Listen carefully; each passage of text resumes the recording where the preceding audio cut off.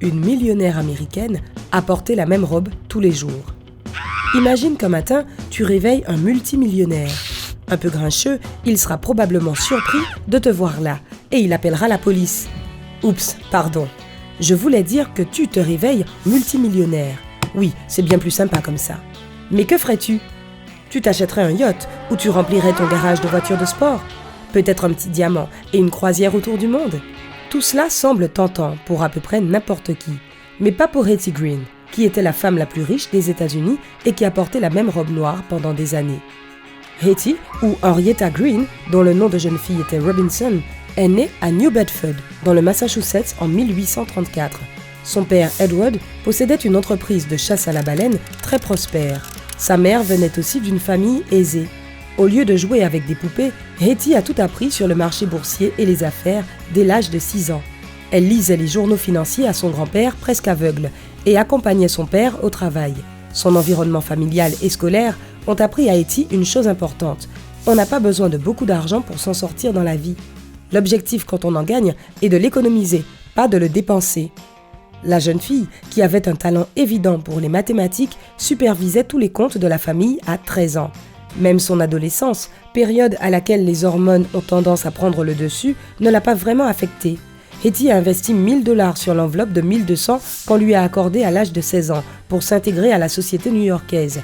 Elle a réussi à survivre dans la grosse pomme avec les $200 restants et a passé un bon moment dans toutes les fêtes et les bals. À un moment donné, elle s'est rendue compte qu'il y avait beaucoup d'hommes intéressés autour d'elle. Et quand elle est rentrée à la maison sans fiancé, elle a dit à son père que si jamais elle devait se marier, ce serait avec un homme qui avait déjà sa propre fortune. Elle a continué à l'aider à gérer l'entreprise familiale et est devenue une experte de la finance. Après le décès de sa mère, en 1860, Hetty est retournée à New York avec son père, qui traversait une crise de la quarantaine et espérait trouver une nouvelle épouse. Henrietta ne voulait pas que cela arrive, et, ironie du sort, en essayant de gâcher la vie amoureuse de son père, elle a trouvé la sienne. Edward Henry Green, l'un des partenaires du père de Hetty, avait 12 ans de plus qu'elle et était un investisseur prospère, commerçant notamment avec les Philippines. Difficile de juger si c'était de l'amour du côté de Hetty.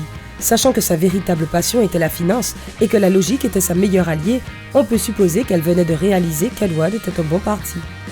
En 1865, le père est décédé, laissant à sa fille $1 million en cash et un fonds fiduciaire de $4 millions. Les dernières paroles qu'il a dites à sa fille ont été « J'ai été empoisonné, tu seras la prochaine ». Plutôt cruel, n'est-ce pas? Le croyant sur parole, Hetty a fait faire un placard secret dans sa chambre à coucher et a fait des œufs durs qui ne peuvent pas être empoisonnés, et cela est resté son repas principal.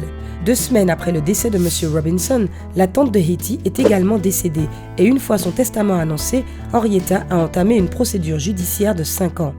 Elle était furieuse que sa tante ne lui ait pas légué une fortune de $2 millions comme elle l'avait promis, mais seulement $65 000 d'intérêts par an. Hetty a donc établi un faux testament et l'a présenté au tribunal, prétendant que sa tante le lui avait dicté. 5 ans et des milliers de dollars de frais judiciaires plus tard, Hetty a reçu environ un demi-million de dollars qu'elle a intelligemment investi dans des greenbacks, des obligations émises par le gouvernement. Nous verrons plus tard comment cela a fonctionné pour elle. Maintenant qu'elle était l'une des femmes les plus riches des États-Unis, Hetty a décidé qu'il était temps de faire ce que la société attendait d'elle et de se marier. En 1867, après lui avoir fait signer un contrat prénuptial qui stipulait qu'il n'en avait pas après sa fortune, elle s'est unie à Edward Green. Ils ont déménagé à Londres et y sont restés quelques années. La famille vivait à l'hôtel Langham et c'est là que leurs enfants sont nés. Edward, que tout le monde appelait Ned, est né en août 1868. 3 ans plus tard, Hetty a donné naissance à une fille qu'ils ont appelée Sylvia, du nom de sa tante. Edward Green occupait un prestigieux poste de directeur de 3 banques à Londres, mais sa femme le surpassait déjà à l'époque. Tu te souviens de l'histoire des greenbacks? Peu de gens croyaient en leur succès, mais Hetty avait un instinct financier exceptionnel et elle était certaine qu'il lui rapporterait un autre $1 million. Elle ne s'était pas trompée. Elle a donc gagné un autre million en 1874. Cette année-là, les Green sont rentrés aux États-Unis. Ils ne se sont pas installés à New York, mais dans la maison familiale d'Edward, à Bellows Falls, dans le Vermont. C'est là que l'avarice de Hetty a pris une nouvelle dimension. La femme la plus riche des États-Unis négociait avec les propriétaires de magasins sur tous les prix. elle réutilisait les enveloppes et ce n'était pas parce qu'elle se souciait de ses économies. Quand il faisait froid, elle n'achetait pas de vêtements d'hiver, mais elle portait des couches de journaux sous son manteau pour se tenir au chaud. Elle refusait de payer les factures des avocats et des médecins. En 1882, lorsque son fils Ned, alors âgé de 14 ans, s'est luxé le genou, elle ne l'a pas emmené chez un bon médecin. Au lieu de cela, elle a essayé un hôpital pour les pauvres, puis un traitement à domicile. Résultat, la jambe de son fils a été amputée. Ned, cependant, n'en a jamais voulu à sa mère pour cela. Lorsque la mère de son mari est décédée, Hetty a refusé que soit utilisée la vaisselle en cristal, car elle craignait qu'elle ne soit volée par des invités ou des domestiques qu'elle accusait constamment.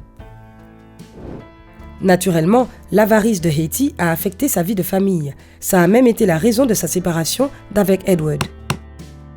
En 1885, la maison John J. Cisco & Sons a fait faillite. Edward était le plus gros débiteur de l'entreprise et Hetty en était l'un des investisseurs. Edward espérait que Hetty effacerait ses dettes puisqu'ils étaient mariés. Mais Hetty était intraitable sur la séparation des affaires financières et familiales. Elle a donc refusé de le faire. Son mari a fait faillite et le couple s'est séparé. Hetty a tout de même fini par payer la dette d'1 demi-million de dollars d'Edward, mais elle n'a pas voulu se remettre avec lui. En 1900, Hetty touchait une rente annuelle d'environ 7 millions de dollars, tandis qu'une famille américaine moyenne gagnait difficilement 500 dollars. Pourtant, la séparation d'avec son mari l'a rendue encore plus avare, et on pourrait penser qu'elle ne pouvait pas aller plus loin. Hetty a laissé son fils Ned partir seul et a vécu avec sa fille Sylvia avec environ 5 dollars par semaine. Hetty gardait le contrôle sur Sylvia parce qu'elle craignait que tous les hommes n'en aient après son argent. Elles ont déménagé d'appartement en appartement car Hetty craignait toujours que quelqu'un la pourchasse, essayant de l'empoisonner. Et si tu penses que c'était des appartements luxueux à Manhattan, détrompe-toi. L'endroit où elle est restée le plus longtemps se trouvait à Hoboken, dans le New Jersey. L'appartement était petit, froid et assez misérable, et tout le temps où elles y sont restées, le nom sur la porte a été Dewey, d'après le chien bien-aimé de Hetty. Soit dit en passant, alors que Hetty elle-même se nourrissait de flocons d'avoine et d'œufs, elle donnait toujours un bon steak à son chien. Bon toutou. Hetty n'a jamais abandonné sa passion pour le marché boursier. Son argent était placé dans plusieurs banques, et comme elle ne voulait pas louer son propre bureau, elle se rendait simplement dans l'une de ces banques chaque jour et y demandait un bureau gratuit pour y travailler. Craignant qu'elle ne transfère ses millions ailleurs, les banquiers acceptaient. En 1898, Edward Green est tombé malade et il était clair qu'il ne s'en remettrait pas. Sylvia a persuadé sa mère de lui pardonner et Hetty a passé les dernières années de sa vie avec lui. Après la mort d'Edward en 1902, elle a juré qu'elle ne porterait que du noir pour le restant de ses jours. Elle n'a jamais rompu sa promesse. Bien que cela semble très romantique sur le papier, la réalité était moins reluisante. Elle ne portait pas des vêtements noirs différents, mais la même robe jour après jour. Certaines personnes pensaient que c'était pour des raisons économiques. Le noir nécessite moins de nettoyage que les autres couleurs, et quand elle apportait sa robe noire au pressing, elle ne payait que pour que l'ourlet soit nettoyé. Par conséquent, sa robe est devenue moisie. Ajoute à cela l'odeur des oignons qu'elle mâchait constamment pour être en bonne santé, et tu peux imaginer de quoi avait l'air la femme la plus riche de New York. Elle est restée fidèle à elle-même jusqu'à un âge avancé, et quand elle a eu une hernie, elle n'a accepté de voir un médecin que lorsque la situation était si grave qu'elle ne pouvait plus marcher. Lorsque le médecin lui a dit qu'elle avait besoin d'une intervention chirurgicale coûtant 150 $, elle a été choquée et a essayé de négocier avec lui. Hetty est morte en juillet 1916 après avoir subi plusieurs attaques cérébrales. Ses enfants ont hérité de sa fortune, estimée entre 100 et 200 millions de dollars. Sylvia, qui ne s'était jamais échappée de sa mère, ne s'est mariée qu'à l'âge de 38 ans et a fait don de sa part à des parents, des amis et des œuvres de bienfaisance. Ned a dépensé son argent de façon plus extravagante, en propriétés luxueuses, yachts, bijoux, pots de chambre ornés de diamants et en femmes. Peut-être parce qu'elle n'a porté que du noir pendant si longtemps ou à cause de sa magie financière, les gens l'ont surnommée la sorcière de Wall Street. Des années après sa mort, son nom était encore synonyme d'avarice. As-tu tendance à économiser ton argent ou à tout dépenser le jour de la paye?